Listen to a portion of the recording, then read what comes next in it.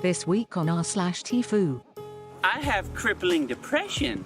Stay till the end to find out what happens when TIFU telling my dad about the Karen meme.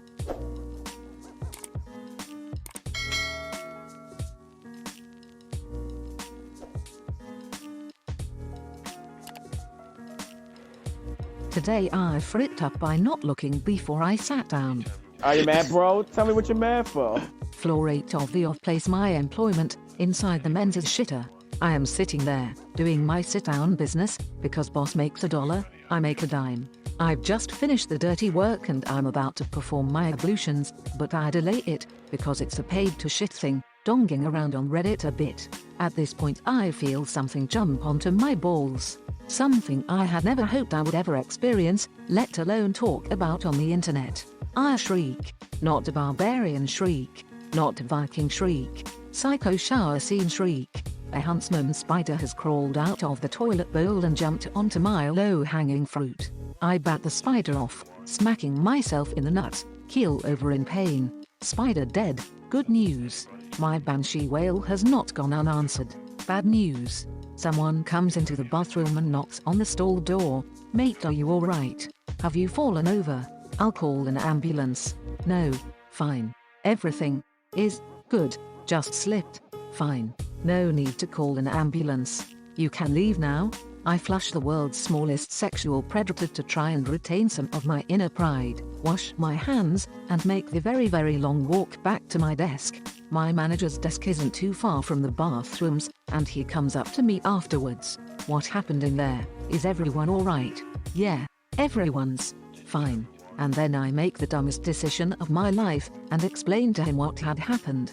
And the audacity of the man, he laughs.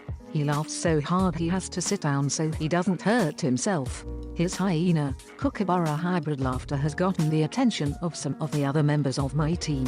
They're looking to get in on the funny joke. Bossman wheezes get him to tell them holy shit.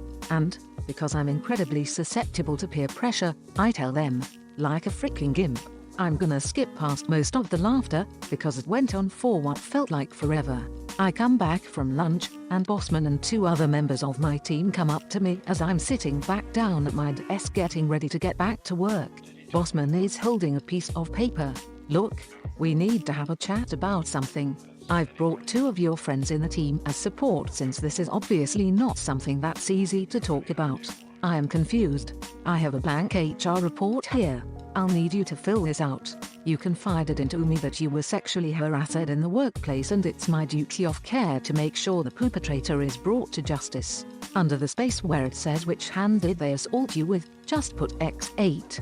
We understand this is a traumatic experience for you and I just want you to know that every resource we have is here for you. Catch me outside, how about that?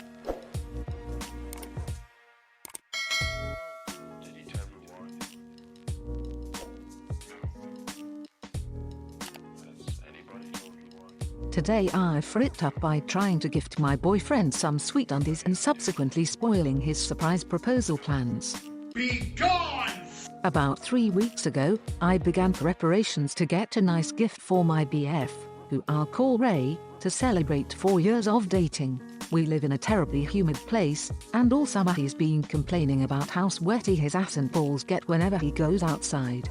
He's been buying the same brand of cotton boxer briefs since we started dating. I thought it would be a nice homage to our great relationship, a great way to take care of the butt I get to squeeze on the regular, to splurge on a male subscription service to some silky micrometal underwear. They are pricey, but known for being wicking, cooling, and overall very nice on the buns and balls. I ordered the first pair to present to him on the day of, and set up for a pair to be delivered monthly thereafter. I used his email on the sign-up so that I could simply pass on the account to him after the first pair came. That way, he'd have full power to pick his colors and style every month, and easily return any if there were unexpected problems. One small problem: the receipt for this whole transaction is now resting in his email where he can find it and spoil my surprise. I sneakily hacked into his computer while he was out, by which I mean I entered the password he shared with me, because he foolishly trusted me not to wreck his shit, and opened up his email. I simply archived the existing emails and set it up so that future emails from the company would be auto-marked as read and archived as well. I know how to do this, because I'm a brilliant hacker. I googled it, while carefully double-checking my devious work, just to ensure nothing slipped through the cracks. A new email pinged on arrival and caught my attention. A shipping confirmation for an engagement ring. I immediately knocked off his computer, and of course I didn't open the email, but the damage is done. Secrets out. My heart fell right through my butt, you guys. I actually died and now I'm a ghost writing this. I probably should have pretended I never saw that, and taken the secret to my grave, but I was too pumped and couldn't keep it in. Within the hour I broke down and called Ray to sheepishly confess what I had done. He wasn't angry, but sadly disappointed that I spoiled the surprise. Here's the kicker.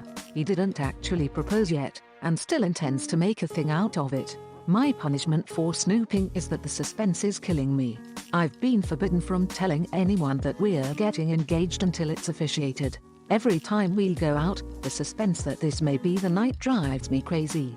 A romantic date at the beach the other evening ended with me saying, "Damn, I thought for sure we were getting engaged tonight. Why would you think that I'm going to propose to you?" He said.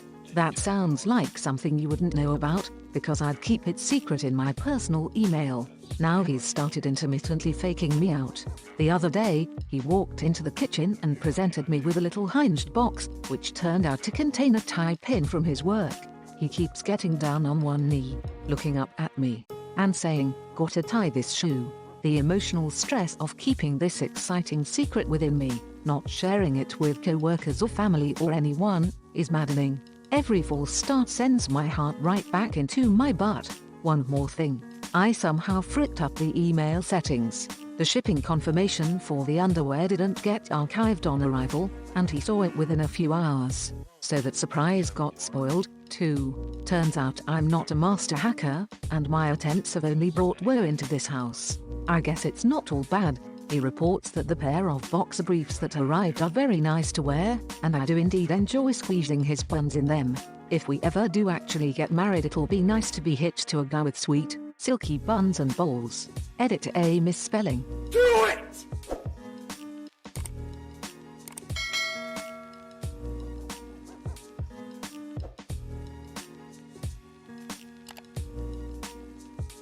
TIFU, telling my dad about the Karen meme. My family loves to overshare. This lack of filter sometimes has the tendency to get people into trouble, because not all the information is provided, even when it's meant harmlessly. My parents are a bit older, prime okay, boomer age. I was talking to my dad the other day on the phone, because his birthday dinner was a few days later.